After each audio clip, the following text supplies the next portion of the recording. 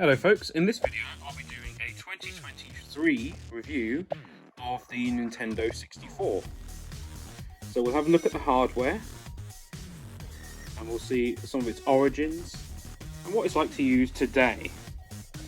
So this is the Nintendo 64 console, or base unit as Nintendo would sometimes call it. You've got your standard things here, on-off switch, reset button, 4 nicely shaped controller ports,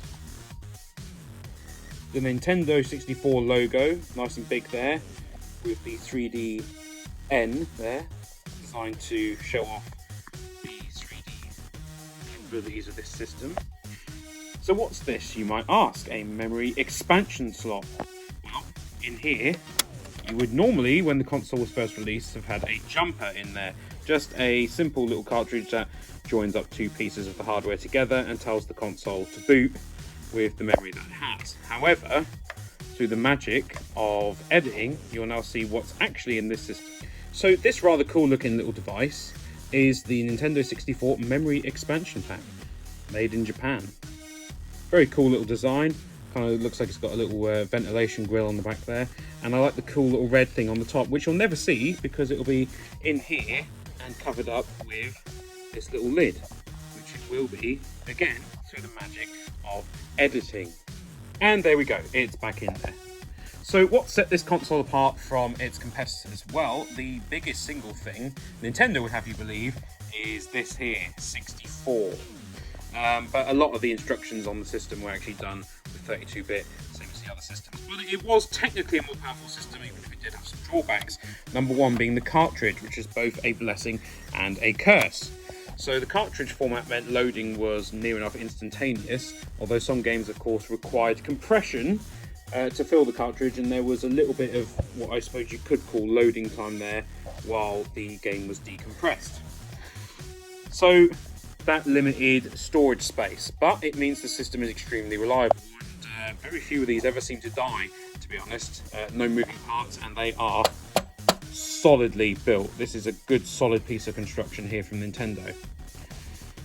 So it's 64-bit, so it is more powerful, but there was issues with what they call texture filtering. There wasn't a lot of room for texture storage on the system. As such, that meant a lot of the textures were very low resolution and spread out across a large area in the game, meaning they looked a bit poor. So they would then be filtered, which meant that they would then also look blurry. And that was also the way the system did anti-aliasing before a lot of the other systems started doing that. So moving on more on the hardware, this big old block here is where you would put the, let's turn it around so you can read that a bit more easily, the AC adapter. Now the reason they did this is because they could sell the same system basically in other regions, and then simply put a different adapter in there, and that would alleviate any issues to do with voltage and whatnot. And this is their multi-out, used on numerous Nintendo systems. Unfortunately, it is not RGB, which means you will struggle to use this on modern TVs without something I've mentioned in my previous videos, which is a HDMI converter box. So you want to take the signal from this system and you want to chuck it into a HDMI converter box, and that will bring it up to 720p upscaled, where it will then work on a modern TV. Other than that though, this is a fairly easy system to use these days because of the following thing, which I'll show you now. Ta-da! This is one of the cartridges, one of the first games released on the Nintendo 64. You see the cartridge is a fairly simple design, not particularly futuristic. I would have preferred a more futuristic design back then when this first came out, but yeah, this is the cartridges, and this includes built-in memory to save your games. And obviously you've seen how a cartridge works before, just goes in, sits there like that. I tend to leave it in all the time.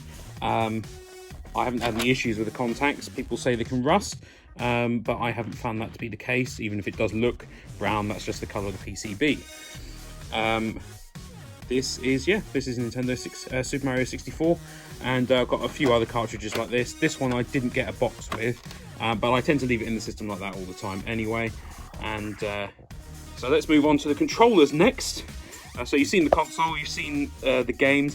I'll do a little description on the boxes and whatnot, and what it's like to collect them and the difficulties involved.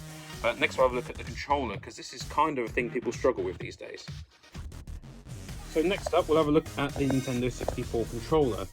So this controller was kind of divisive at the time, and probably still is. The three-pronged approach kind of threw people, and I was one of the people who would hold it like this. And I thought I could play it like that for long periods, but I thought it's a bit unergonomic to hold and have your thumb at such a distance. Turns out, didn't realise this, you're supposed to hold it like this.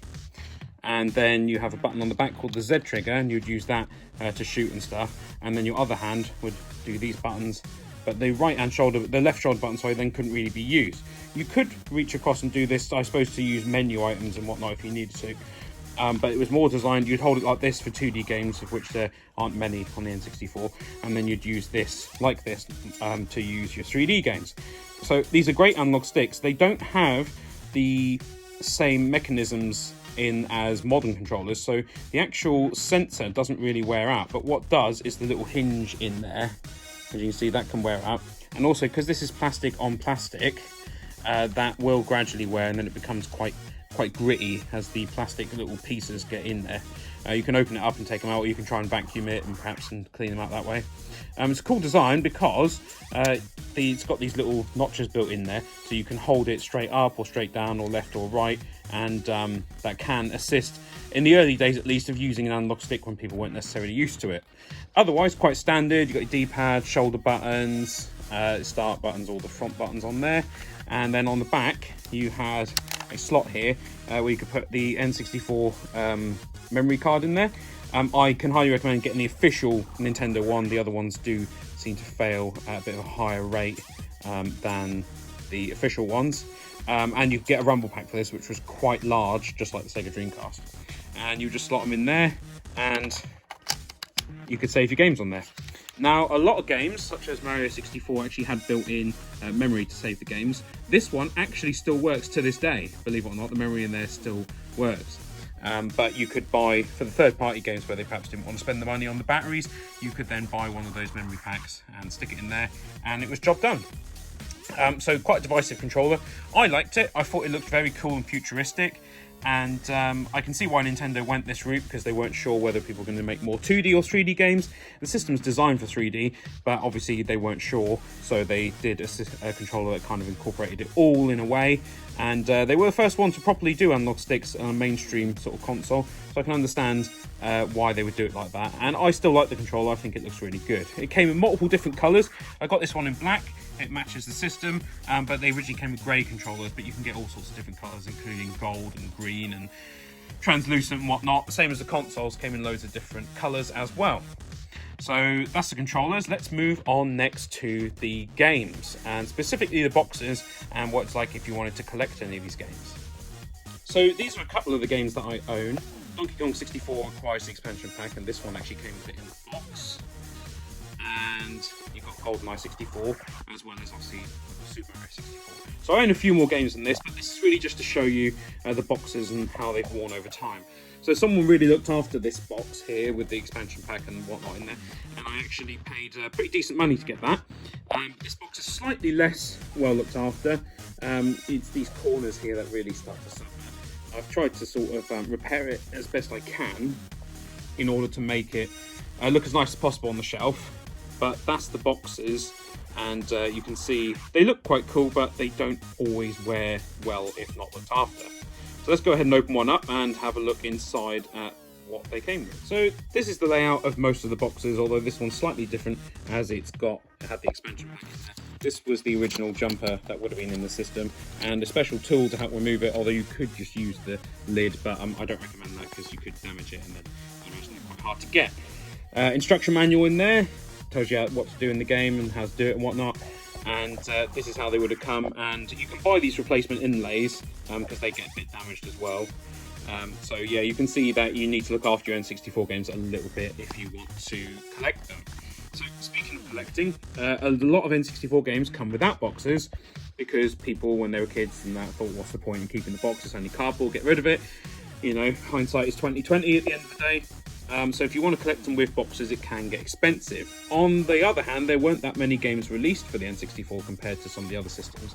So likelihood is, if you want to collect all the games, and you take your time with it, and you know, search through eBay and CEX and places like that, you can actually get some good deals sometimes, especially on the more popular games like GoldenEye and Donkey Kong 64. You can get them with the boxes, sometimes as cheap as £20. But as with all retro things these days, they are going up in price. It's just the case of the world we live in now. People want to get back to their childhood, and these things will go up in price as a result of that. In general, the first party N64 games play a bit better, usually slightly better frame rates and whatnot, and they tend to include built-in save capacity on the cartridge itself. Whereas for a lot of third-party games, you will need that memory pack. So that's a look at the games and what it's like to collect them. I'll show you a couple of the games running on my modern TV, so you can get an idea of what it's like to play on a modern system. And then that'll be that. Okay, folks, so a little bit of trouble getting it up and running. The HDMI converter boxes that I use are a little bit finicky, and oftentimes you'll have to power the console off and on a couple of times, but they do eventually start working. So here's Super Mario 64 running on the TV, my modern Sony 65-inch 4K TV. The motion isn't particularly fluid on the game. I might need to look at those settings, but it's not really coming out on the camera, so that's okay. But I might need to just check out some of the settings on here, because some of the settings to enhance the picture can sometimes mess that up. So I'll have a look at them now and just see if it can fix the motion. So strangely, it doesn't seem to matter what settings I do. Perhaps this just doesn't like modern TVs, or perhaps it's a symptom of the HDMI converter box.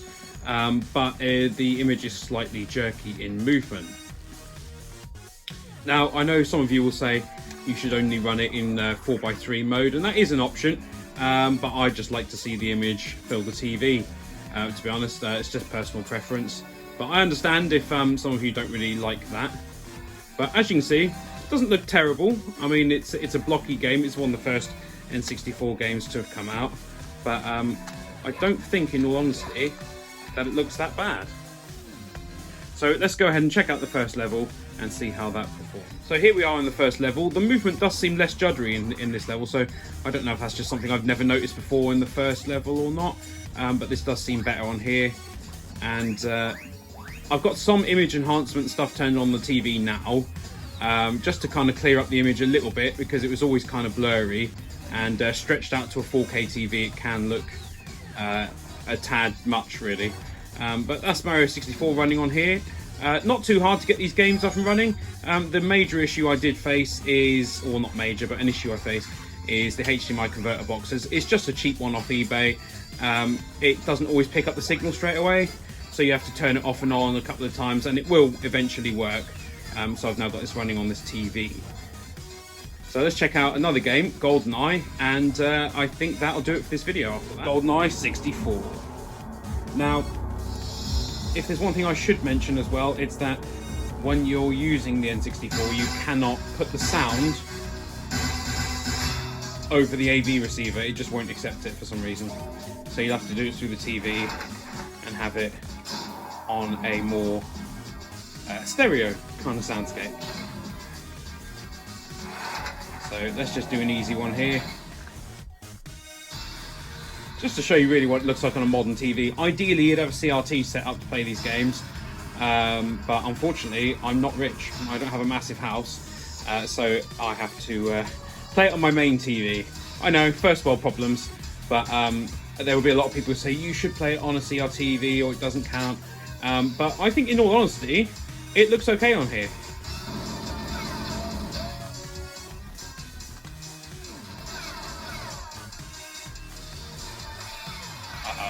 Oh, the controls are not set up how I want them to be.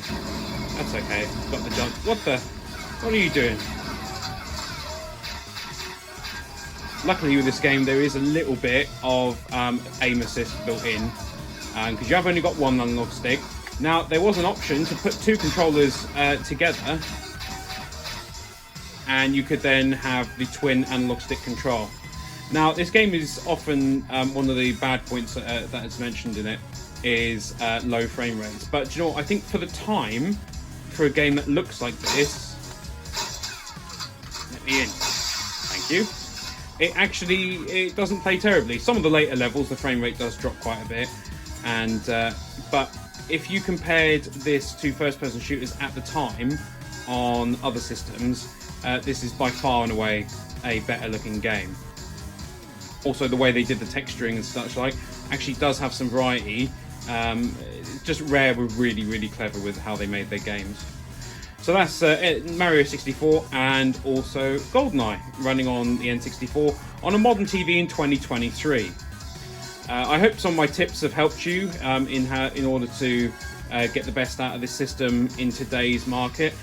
You can get them modified to have built-in HDMI output and stuff. That would obviously be perfect, and there are places that do that, but that obviously costs money. And if you want to use it out of the box, spending as little money as possible, then the little HDMI converter box will get the job done. So I hope you've enjoyed this video. If you have, please remember to hit that like button, leave me a comment, subscribe, check out my Patreon if you want, and I'll catch you in the next one. Thank you very much for watching, especially if you watch right till the end. Have a great day.